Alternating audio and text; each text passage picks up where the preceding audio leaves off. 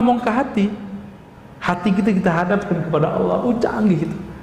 Orang kalau biasa doa istikharah, dia akan terbiasa berdialog dengan jiwanya. Itu melewati meditasi, Pak. Lewat meditasi itu cuma mengosongkan diri. Ini langsung di qalbak. Bertanyalah ke dalam qalbumu. Ini ilmu para wali, Bapak ya. Jadi para wali itu, kenapa mereka bisa jadi wali? Ngapain nanya ke qalbunya?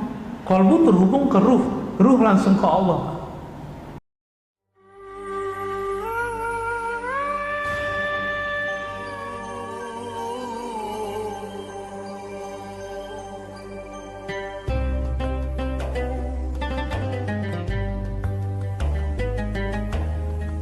Assalamualaikum warahmatullahi wabarakatuh.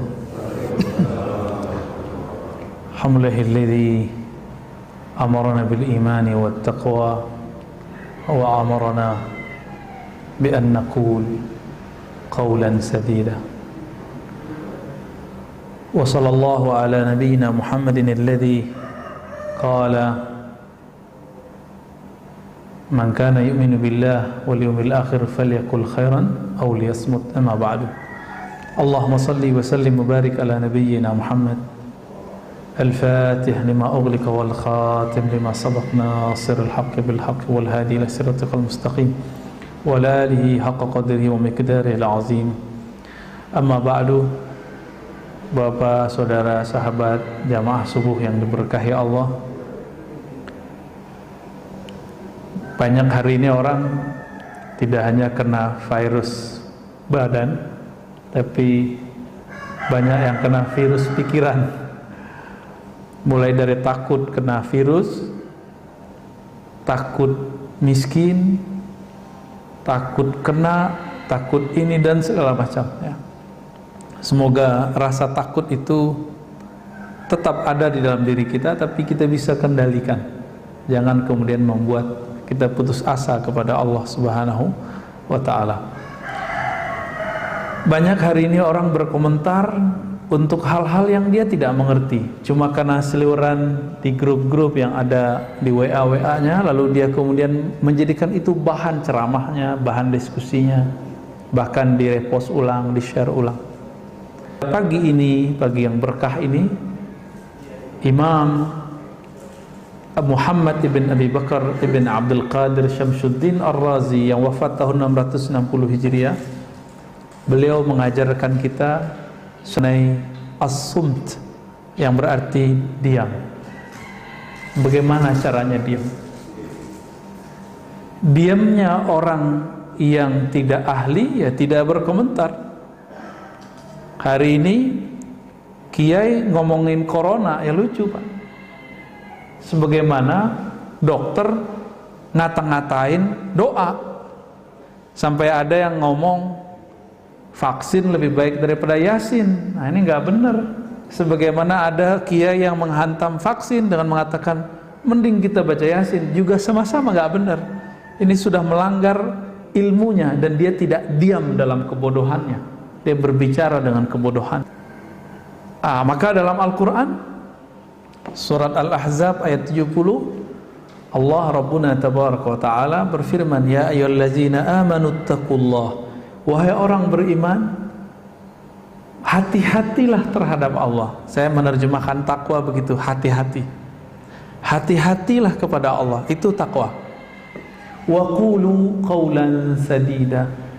Dan katakanlah kata-kata yang sadid, bukan syadid ya, sadid. Sadid pakai sin artinya tepat. Kata-kata yang tepat. Kalau nggak tepat, uskut, diem aja. Jangan komentar. Di zaman serba modern ini, kita bisa komentar lewat sosial media, bener ya? Lewat Facebook, tuh ketahuan tuh umurnya, Pak. Kalau Facebook tuh biasanya 30, 40, 50 tahun. Kalau yang anak-anak muda 20-an ya. Terada lagi kayak yang anak-anak lebih remaja, apalagi nama sosial medianya. Macam-macam, Ustaz. Ustaz Harun antum berapa, Ustaz? Udah tua ya. Jangan-jangan nggak punya IG lagi.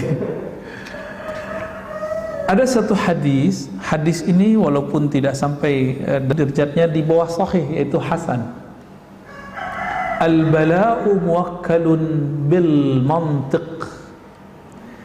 Bala bencana itu terwakilkan kapan terjadinya, kemunculannya dengan lisan. Karena semua orang mengatakan Indonesia ini negara bobrok beneran, Pak.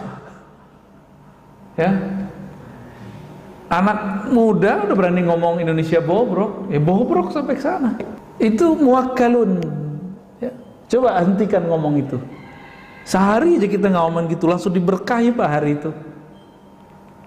Pemimpin kita zalim, iya emang pemimpin itu lawannya kawannya dua aja, nggak zalim adil. Begitu dari dulu. Kalau nggak zalim adil, nggak zalim adil. Coba bisa nggak diganti redaksinya? Pemimpin kita misalnya nih zalim, oke. Coba ganti lafaznya. Pemimpin kita belum sempurna keadilannya. Pemimpin kita baru berusaha adil, belum adil gitu. Bisa nggak gitu, Pak? Lafaznya dihaluskan gitu.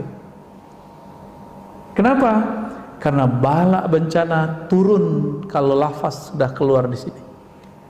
Kata-kata keluar di sini. Bisa ya?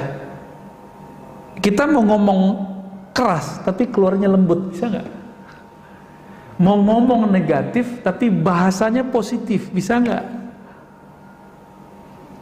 Misalnya dokter nih, ukuran dia pasien ini umurnya 3 hari lagi. Emang dia ngomong ke ahli warisnya, gimana keluarganya?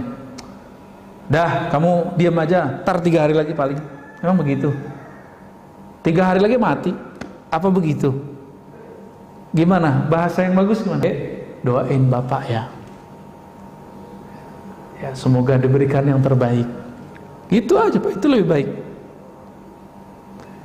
Maka dalam hadis Nabi, ketika ada orang sakit keras, itu ada yang, ya Allah mati aja, saya mati aja gitu. Dalam hadis itu kejadian, Pak. Ternyata karakter itu sampai hari ini kita lihat, Masya Allah, kawan saya yang alumni Corona Delta itu cerita ya. Kita juga alumni, Pak. Tapi bukan alumni yang baru ini.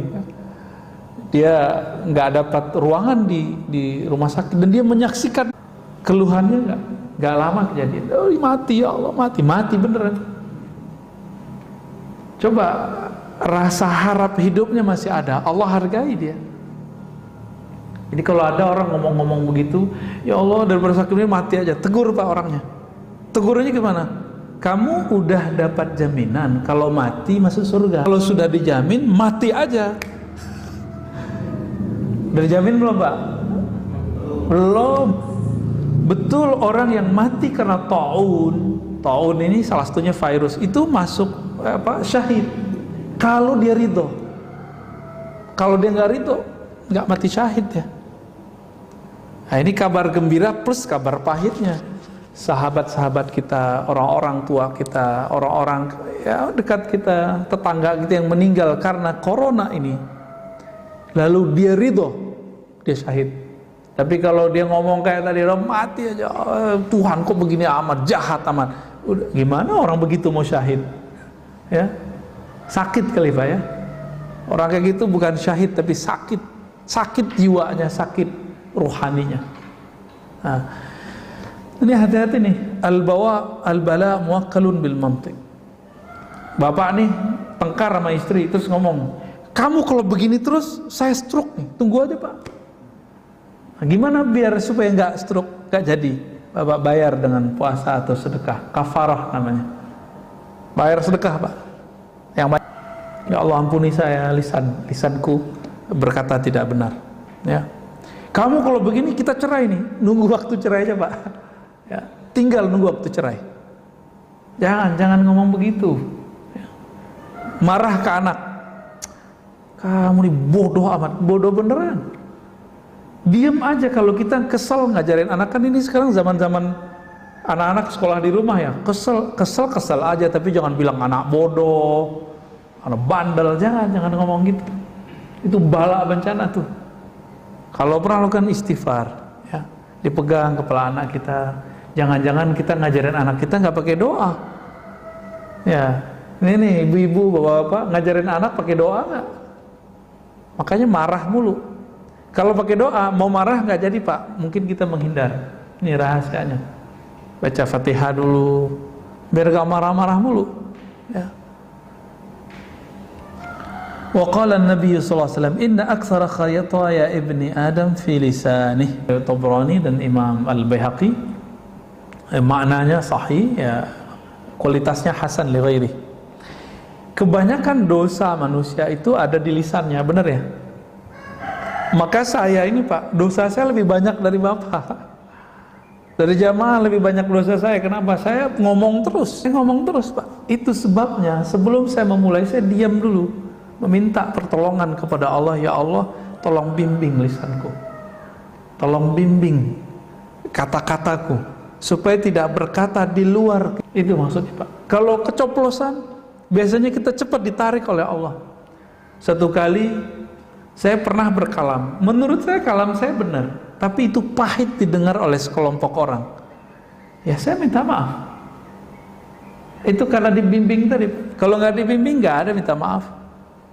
Walaupun kita merasa benar. Jadi kita kalau debat merasa benar, minta maaf aja. Siapa tahu kita menyakiti orang.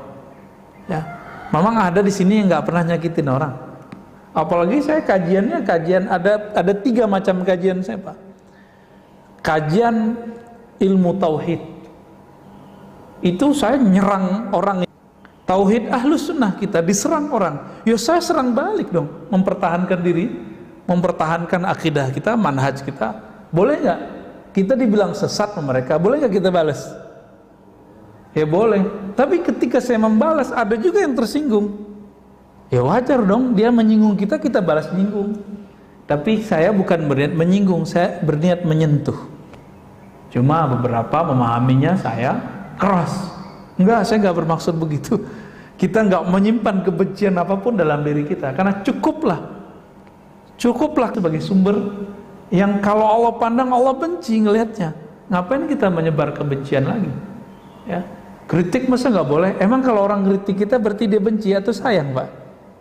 Bapak kalau dikritik orang, itu artinya orang itu benci sama kita apa sayang sama kita? Jangan-jangan sayang sama kita. Kita yang salah paham. Ya. Nah, kebanyakan orang, nah ini dosa, makanya dosa paling banyak nanti ada di para khutbah, para orator, termasuk saya ini pak. Apa buktinya? Coba lihat hari ini di YouTube, di sosial media, di TV, orang perang opini dengan lisan, benar ya? Benar ya? Semuanya, orang ngomong vaksin aja asal asbun bunyi, yang penting bunyi. Orang mengira keren itu bunyi, enggak. Keren, haibah, wibawa itu kadang-kadang nggak mesti orang berbicara. Ya, tapi karena saya lagi didaulat berbicara, ya saya berbicara pak ya. Yang penting khutbahnya bukan lagi sholat ya. Ada kawan kita nanya pak, Ustadz, boleh nggak abis sholat kita baca alhamdulillah? Kan hadisnya nggak ada. Boleh nggak Ustadz, abis sholat kita buka handphone, abis assalamualaikum? Ya boleh, yang penting assalamualaikumnya udah dibaca. Ya, nggak apa-apa kan? Ya nggak apa-apa. Yang penting baca dulu assalamualaikum baru ngomong apa aja, guling-guling juga boleh. Ya. Wa qala sallallahu alaihi wasallam. Ya. Berkata baginda Nabi Muhammad sallallahu alaihi wasallam, hadis ini riwayat Tabrani, man kasura kalamuhu kasura saqatuh. Yang banyak ngomongnya, hati-hati, banyak sakatnya. Sakat itu kalam yang menjatuhkannya. Wa man kathura saqatuhu kasurat dzunubuh. Siapa yang banyak jatuhnya, salahnya, akan banyak juga dosa yang mengiringinya. Dzunub itu bahasa Arab artinya sesuatu yang akan berakibat di belakang hari. Itu. Wa man kasurat dzunubuhu kanat an-naru aula bih. Kalau sudah banyak dosa, ya neraka yang dikejarnya. Ini bukan panitia neraka, Pak. Nabi lagi ngingetin kita, hati-hati sama lisan. Lisan ini ujungnya surga atau ujungnya neraka, dua aja. Ya. Tapi sekarang orang hobi meneraka-nerakakan orang lain.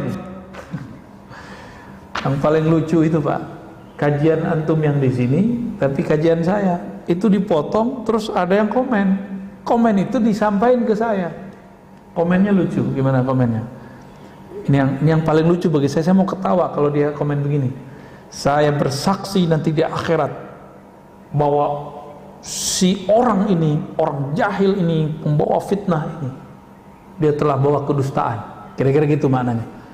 Dia lupa, gak baca ayat. Kalau di Quran disebutkan setiap orang nanti dia gak akan sempat Pak bersaksi, gak akan sempat ya. Yang ada Bapak ketemu saya nih paling menghindar. Bapak ketemu saya pun menghindar. Kan Bapak ngira saya ini Ustadz kan seharusnya nggak banyak dosa, tapi kan saya banyak dosa Pak. Dosa akal, dosa batin, banyak dosa saya. Ketika Bapak nanti mencari, jadi kan nanti orang-orang di akhirat itu nyari backup, nyari syafaat. Karena nggak ketemu Rasulullah, cari guru. Bapak nanti nyari-nyari guru ntar. Gurunya lagi kesusahan. Semua orang nanti nyari Nabi Adam. Nabi Adam bilang dari surga. Kata Nabi Adam, cari Nuh. Nuh juga bilang begitu. Nuh mengatakan, dulu umatku aku doakan hancur. Datang ke Ibrahim. Ibrahim mengatakan, saya pernah bohong 2 kali. Bohongnya itu benar loh Pak, Nabi Ibrahim. Itu beliau merasa nggak bisa memberi syafaat orang. Sekarang mursyid sok-sokan, udah sering bohong, sok-sok bisa nyelamatin murid. Ustadz dengan jamaahnya sok-sok bisa menyelamatkan murid, ngancem-ngancem orang dengan neraka. Nauzubillah min dzalik. Nauzubillah min dzalik. Nabi Ibrahim bohongnya benar. Itu beliau malu untuk membantu umat manusia. Lalu kita siapa? Dengan dosa-dosa yang kita lakukan setiap hari, melihat handphone, melihat dunia, melihat TV, mikir yang nggak benar, ngomong, komentar yang nggak jelas. Terus antum bisa mau selamatin orang, ya? Mau ustadz kayak, mau kiai kayak, mau habib kayak, sama semua. Hatta Nabi Isa, hatta Nabi Musa, apa kata mereka? Itu fa'tu Muhammadan, datanglah kepada Muhammad. Makanya Nabi Muhammad ngomong, Anal Fatih, akulah yang menutup. Maka muncullah salawat, namanya salawat Al-Fatih. Itu dari situ tuh hadisnya. Jangan dikira itu bid'ah ya. Salah satu salawat favorit saya setelah salawat Ibrahimiyah yang kita baca dalam salatnya, dalam tasyahud.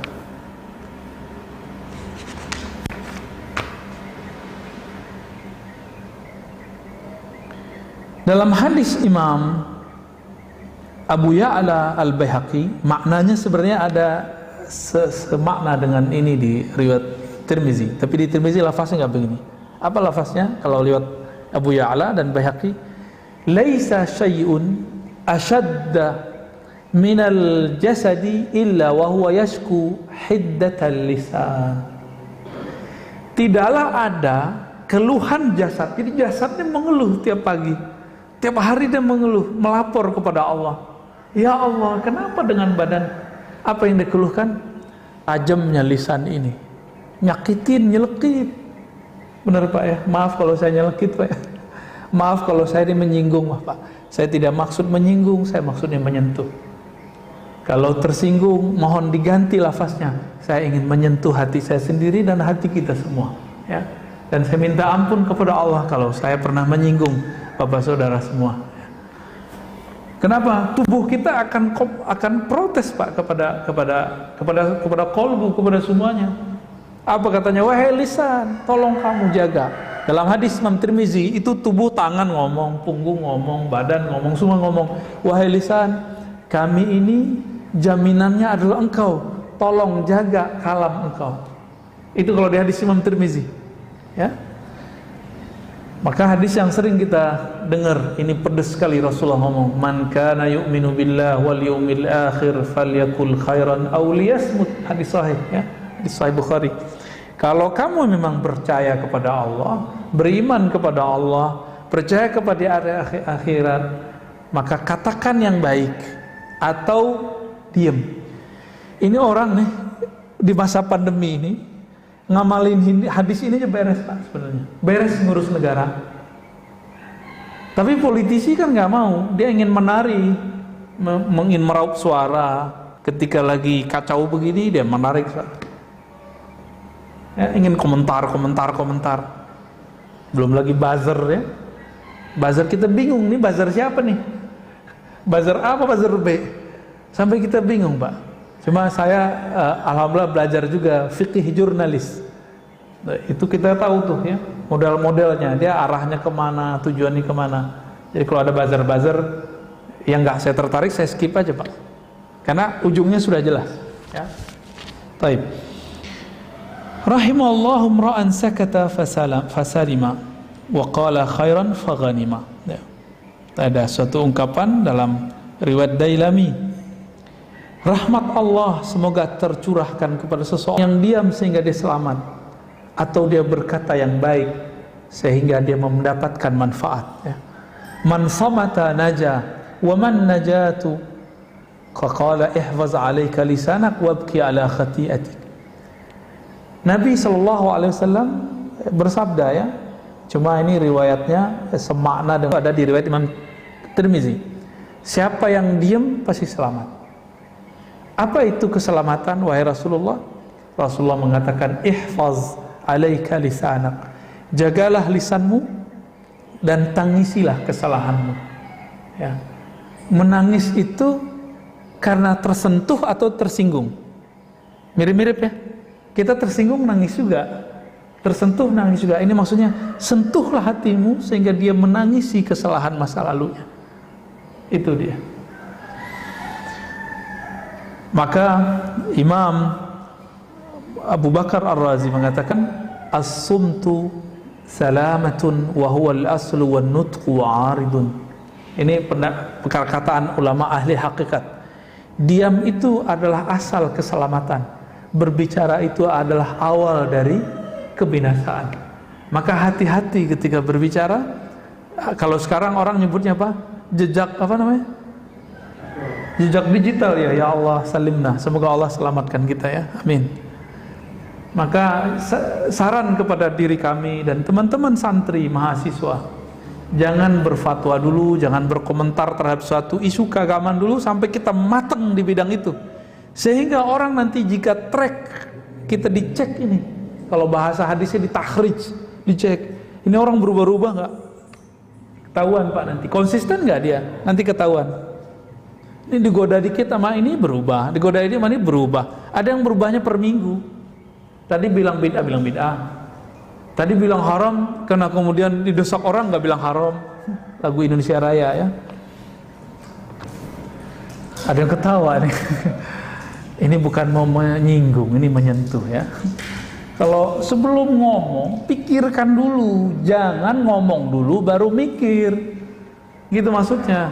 Matengin dulu bahan kita, baru komentar. Makanya sebenarnya Pak, ini mohon maaf ya, dulu guru kami, Imam Besar Istiqlal yang lama, Kiai Haji Mustofa Yaqub, itu paling nggak suka tanya jawab langsung itu. Tapi sekarang kan zamannya harus tanya jawab langsung. Itu juga sebabnya kalau tanya jawab langsung ini berbahaya, nggak usah dijawab. Bukan berarti si Ustadz nggak bisa jawab, dia bisa jawab, tapi kalau berbahaya nggak usah dijawab, gitu, ya. Membahayakan dirinya, membahayakan pendengarnya, membahayakan jamaahnya, nggak usah dijawab. Wala taqfu ma laysa laka bihi ilm. Kalau kamu nggak betul-betul paham, nggak usah komentar, gitu. Ntar berubah lagi, ya. Dulu ada seorang ustadz mengatakan apa? Haram pakai Sayyidina. Yang bilang Sayyidina Muhammad itu dia lebih pintar, lebih mulia dari Rasulullah. Bulan depan ganti Pak.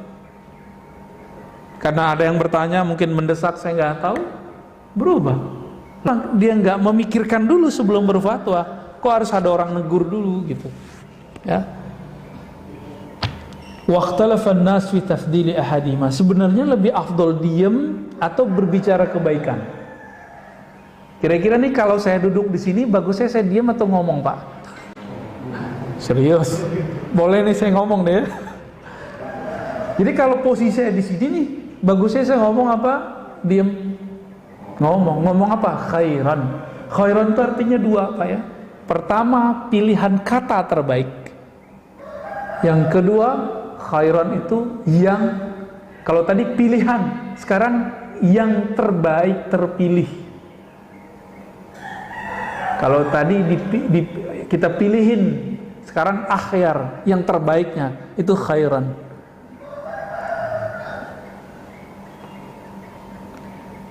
Wal asah anna kulla wahid minhum afdal min al-akhar fi ba'd al-mawadi' lakin al-muwaffaq man ya'rif mawdi' as-sumti wa mawdi' an-nutq, ya. Jadi kadang berbicara lebih afdal daripada diam. Kadang diam lebih afdal daripada berbicara. Kapan berbicara lebih afdal? Kita sudah tahu. Misalnya nih kita lagi presentasi, masa diam doang? Bapak lagi ujian skripsi, tesis, disertasi, diam nggak? Atau harus jawab? Kata Pak Kiai, diam itu emas, Ustaz. Saya ditanya, saya diam aja. Emang begitu? Nggak begitu juga, ya. Berarti ada diam yang emas, ada berbicara yang intan mutiara. Tinggal dipilih nih yang mana.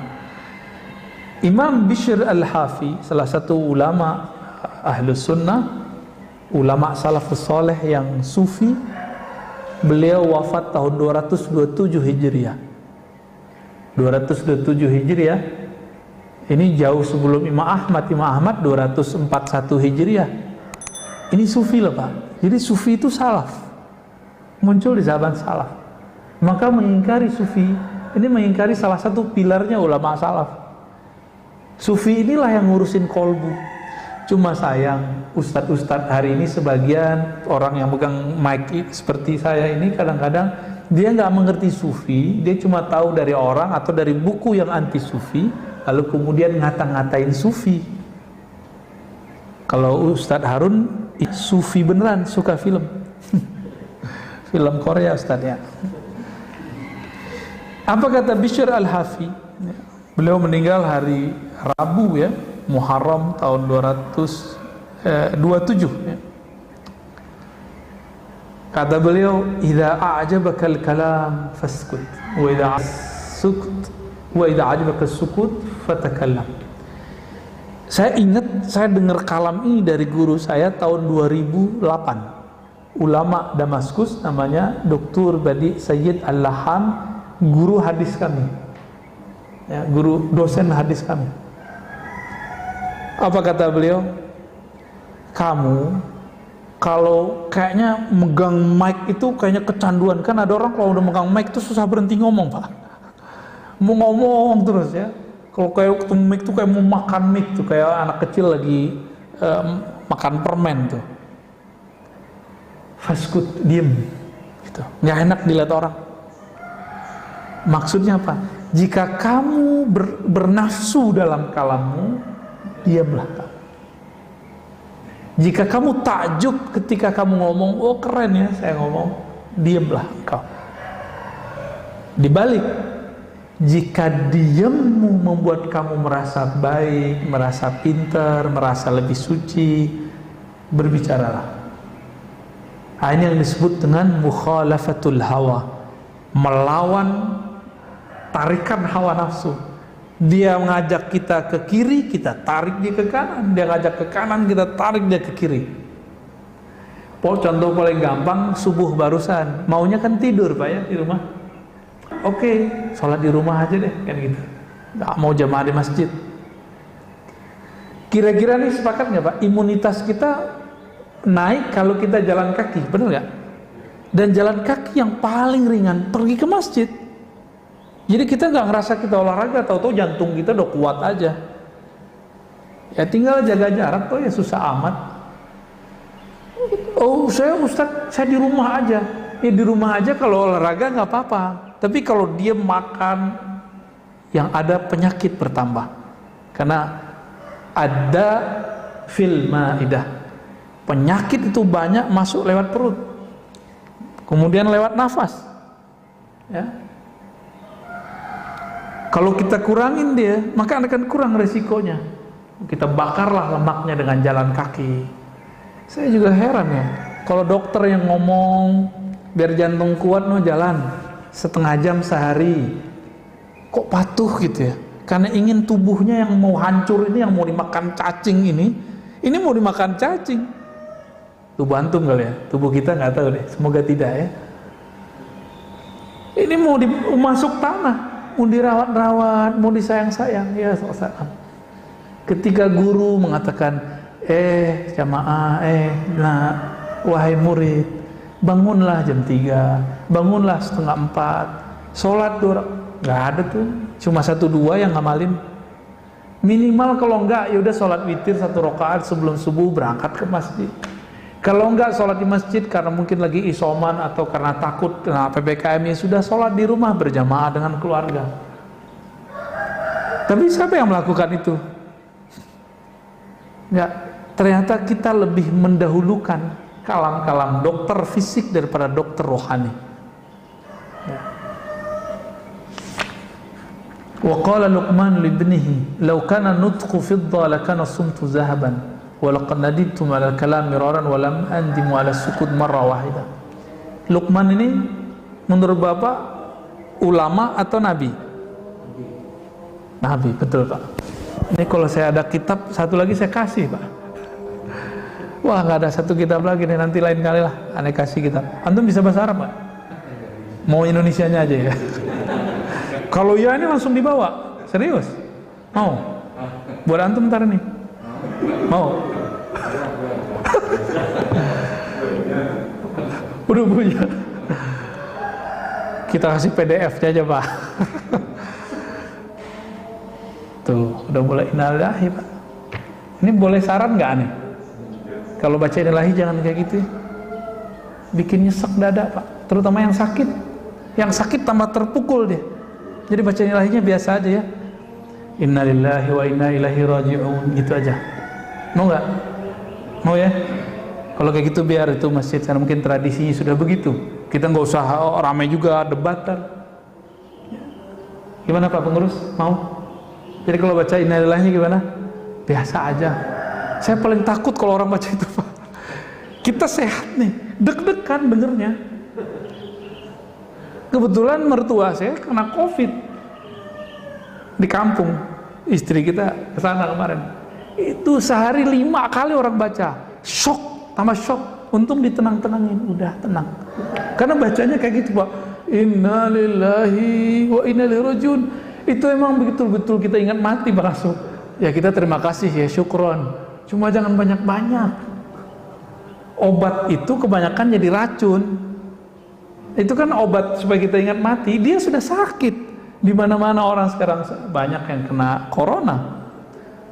Dia lagi terpuruk ngos-ngosan dengerin begini mati aja.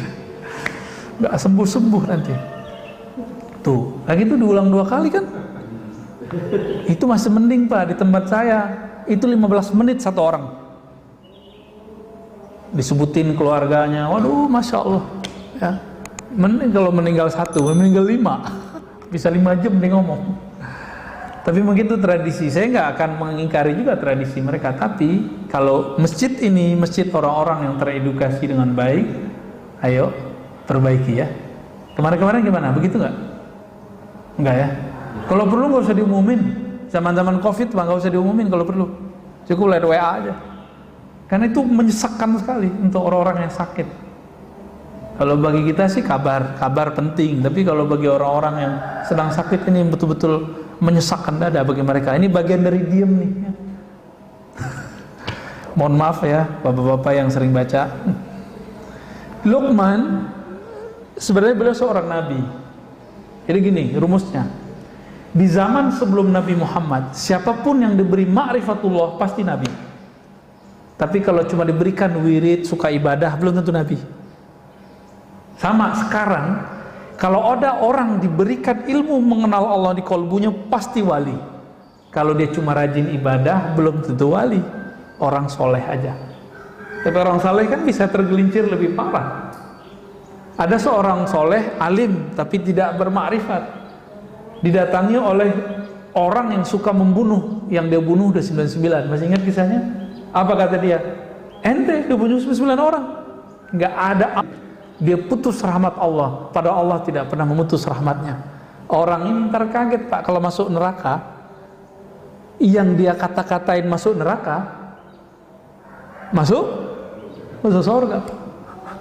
Yang bunuh dia siapa nih? Si Algojo ini.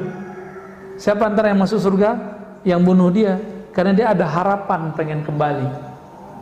Maka kepada diri kita, diri saya yang bermaksiat, diri kita yang bermaksiat, jangan putus asa.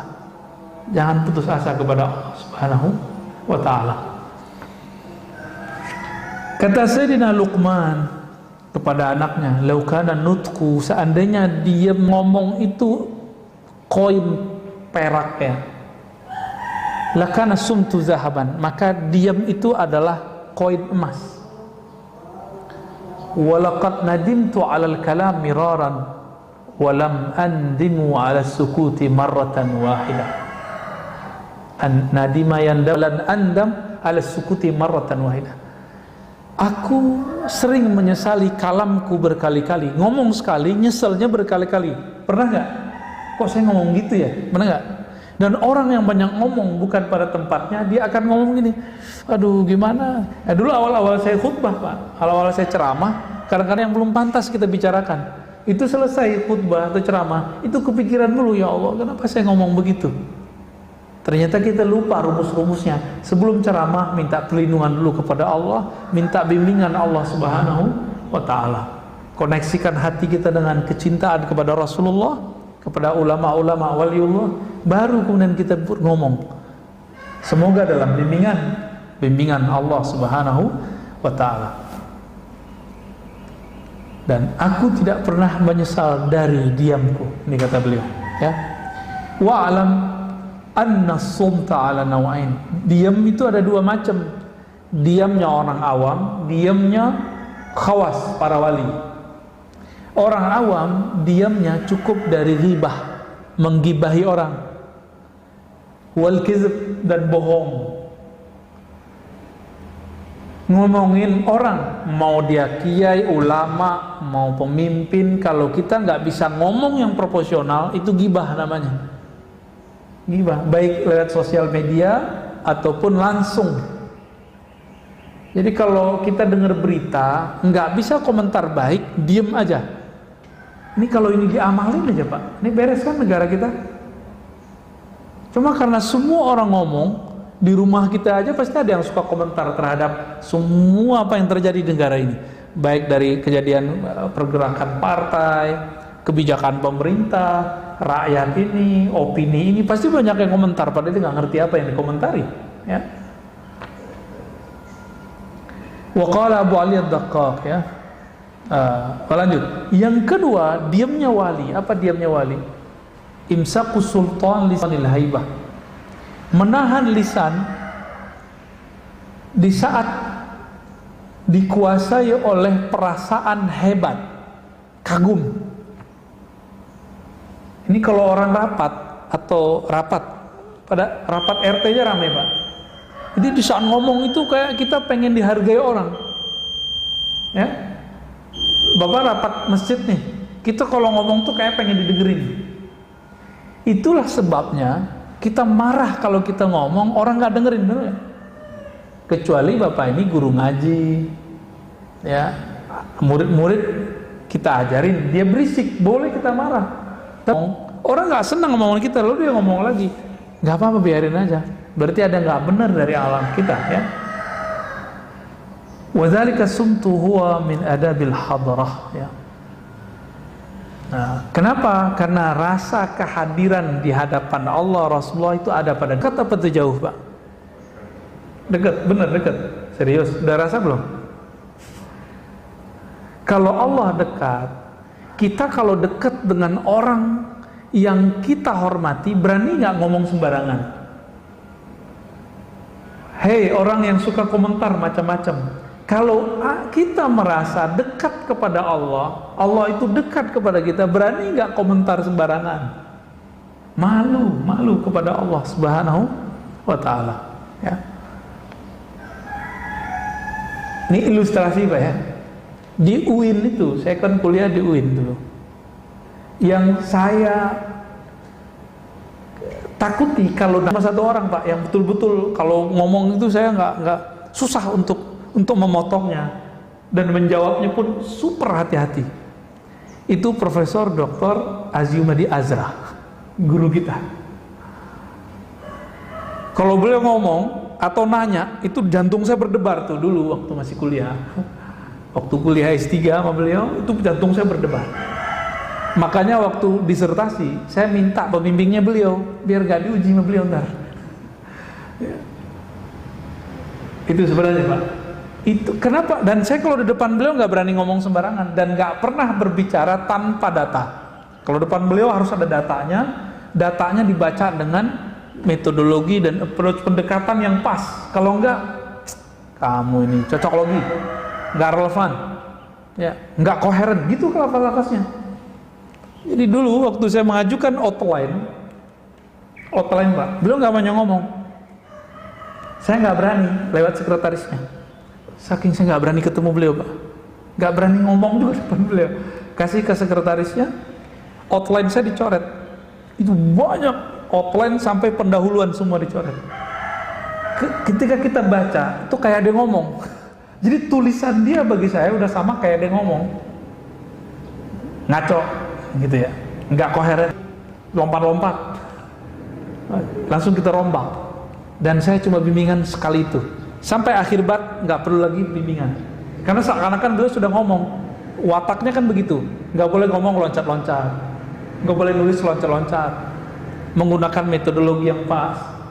Selesai semua bab, 5 bab langsung kita kasih, langsung tanda tangan. Obat apa, buah dari diem, nggak banyak ngomong.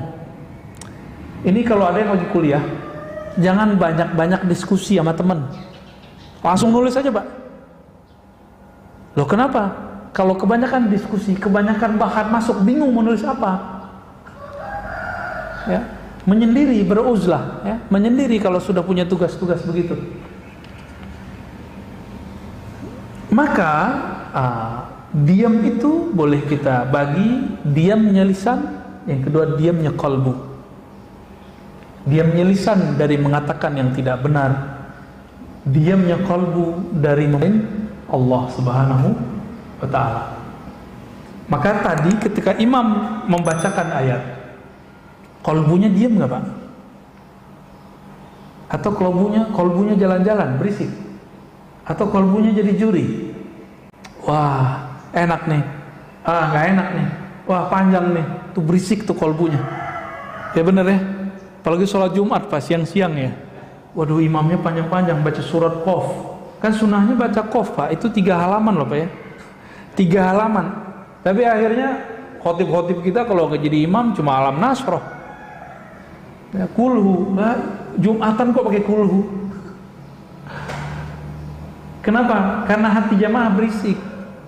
Pernah kita sholat di satu masjid, masjid itu udah direbut berbagai macam aliran. Terakhir direbut oleh aliran yang berkunut. Tapi kita sholat di masjid itu subuh nggak nyaman sama sekali. Karena di sini ada ngangkat tangan, sini nggak. Sono nggak angkatan, bagian sini ngangkat semua. Jadi nggak nyaman Pak. Jadi samping kiri kanan kita ada yang ngangkat dan enggak. Jadi hatinya lagi sholat tuh pecah dan itu terasa auranya nggak nyaman. Kolbunya berisik. Kolbu kan bisa ngerti bahasa kolbu. Apa kata si kolbu? Imamnya pakai hadis doif gitu. Kata yang angkat tangan, saya ini nggak angkat tangan, berarti dia mukhalafatul imam, dia menyalahi imam. Berisik itu hati mereka, sama-sama berisik. Habis itu saya nggak mau datang lagi, cuma 2 kali aja ke sana. Pertama telat, kita nggak tahu, yang kedua kita tahu, masya Allah, nggak nyaman sama sekali. Itu kelihatan keluar itu salam-salaman sebelum COVID tuh ya, kelihatan ya. Nggak ada persaudaraan, cuma karena masalah kunut tuh. Belum lagi ntar zikir jamaah ba'da sholat, tambah rame.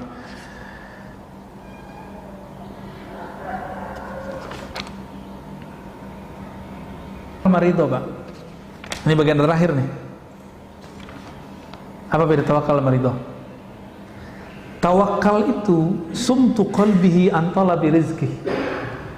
Orang tawakal itu dia ngerti Allah itu ngasih rezekinya, time-nya sudah jelas, maka dia diam, nggak ngeluh. Sumtu qalbihi, diam kolbunya dari menuntut. Ini contoh, Bapak belum diam nih, Ustadz saya udah doa tapi kok belum dikabulkan, berarti kolbunya belum. Kapan ya? Berarti kolbunya berisik itu. Kedengeran nggak sama telinga kita? Enggak, tapi kalau orang yang punya kolbu tahu. Kok bisa? Bukan ini tahu alam gaib, Pak. Kita kalau ada orang senang sama kita, kelihatan kolbunya terasa. Apalagi Allah. Allah kan memandang kolbu. Jika ada kolbu orang mengeluhkan, ya Allah, kapan ya Allah, kapan, itu bagi Allah berisik. Allah tuh nggak suka denger. Betapa sukanya kita dengan hal yang berisik-berisik yang membuat Allah tidak suka itu. Ya. Jadi udah tawakal belum nih? Doa udah. Habis itu, habis doa, usaha udah. Kolbunya coba didiamkan. Jangan nuntut lagi, udah jalani aja. Lalu ridho apa di atasnya? Sumtu qalbihi an harakatil i'tirad. Kolbunya diam, tidak suka mengingkari, mempertanyakan, meragukan janji-janji Allah. Jadi Bapak ini kalau sudah ridho, udah ridho belum sama Allah nih? Nuntut corona selesai atau nuntut Allah ridho kita dalam corona? Pilih mana Pak? Corona selesai Allah nggak ridho, mati. Corona selesai Allah nggak ridho, atau pilih Allah ridho dalam corona ini? Pilih mana Pak? Maunya Ustadz corona habis Allah ridho, nanti Pak Imam Mahdi keluar lama. Kalau sekarang apa tuntutannya? Ridho nggak hidup di zaman COVID? Ridho. Oke, maaf, antum umur berapa? 43. Oke, COVID baru 2 tahun kan? Berarti 41 tahun nggak ada corona kan? Jangan lupakan itu. Bernostalgia nggak berangkat kerja macet-macet? Sekarang nggak kan? Nggak terlalu lah, dikit doang karena ada penyekatan. Jadi penyekatan ini aneh juga Pak ya. Orang biasanya lancar, ini malah jadi serba salah. Kitanya salah, entah mereka yang salah ya. Wah ini masih banyak ini. Cukuplah ya. Al-arif idza takallama malak wal muhibbu idza takallama halak. Silakan diartikan sendiri yang bisa bahasa Arab. Ya kira-kira itu Ustaz. Ada yang mau disusikan? Tanya sebentar. Ya ya. Ucapan itu kan cermin dari hati. Ya. Kalau kita ingin mengelola ucapan kan harus mengelola hati. Tadi Ustadz sudah beberapa kali menyampaikan kiat-kiatnya, antara lain adalah positive thinking tadi, terus kemudian tidak memelihara kebiasaan spontanitas, kepikir ngucap. Yang ketiga tadi memperbanyak referensi dulu. Iya. Nah, kiat-kiat apa lagi yang bisa kita terapkan agar kita bisa? Ya, yang pertama Bapak sebut itu apa kata Nabi? Istafti qalbak. Bertanyalah ke dalam kolbumu. Ini ilmu para wali Bapak ya. Jadi para wali itu kenapa mereka bisa jadi wali? Ngapain nanya ke kolbunya? Kolbu terhubung ke ruh, ruh langsung ke Allah. Itu kelebihan wal aulia Allah dari dulu. Kalau kita buka nih sirah mereka, perjalanan hidup mereka ngamalin hadis yang itu. Di dalam diri kita kan ada kata-kata. Kita mau berangkat, tapi hati kita bilang tunggu dulu, tahan. Kita lawan, jalan. Ternyata tabrakan. Pernah ngalamin nggak? Ya saya pernah ngalamin. Padahal di mobil kita nyetir baca maksurat Pak, Al-Wirdul Latif, maksuratnya Imam Haddad saya baca. Kurang sakti apa itu? Al-Wirdul Latif sangat panjang, sama dengan maksuratnya Syekh Hasan Al-Banna, panjangnya sama. Kurang sakti apa baca itu? Tabrakan. Nabraknya nggak tanggung-tanggung, saya belok ada orang pakai motor, bah. Untung dia pakai helm, kepalanya itu langsung. Jadi dia tuh guling-guling Pak, kena ke tiang listrik. Masih syukur kepalanya nggak pecah, yang pecah cuma helmnya. Saya masih syukur. Coba kalau kepalanya pecahkan, saya masuk penjara. Tapi saya nggak salah juga. karena dia nggak punya SIM. Nggak punya SIM, kita mau ke kiri dia, kira-kira gitu. Batin saya udah bilang, tar jangan berangkat dulu, nunggu agak siangan dikit. Tapi kita lawan, pengen cepet-cepetan, pengen buru-buru. Ternyata benar kata Nabi, buru-buru itu dari setan. Benar ya? Alaika bita'anni, hendaklah kamu pelan-pelan, santai. Kenapa? Karena buru-buru dari syaitan. Jadi mulai latih Pak, latih. Dan itu latihannya sholat istikharah. Coba Pak, sholat istikharahnya cuma mau nikah doang kan? Kalau nggak nikah lagi nggak usah istikharah dia. Gimana? Mau nikah lagi? Enggak, istikharah itu bukan ketika kita mau nikah doang.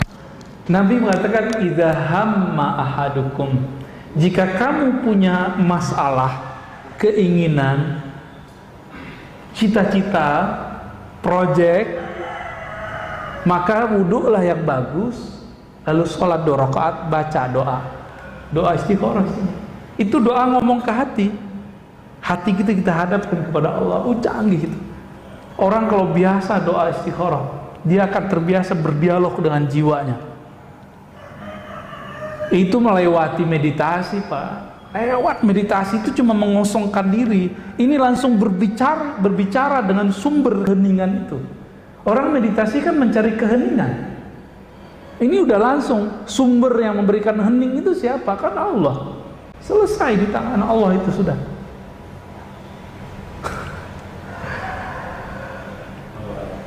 Ya, udah cukup.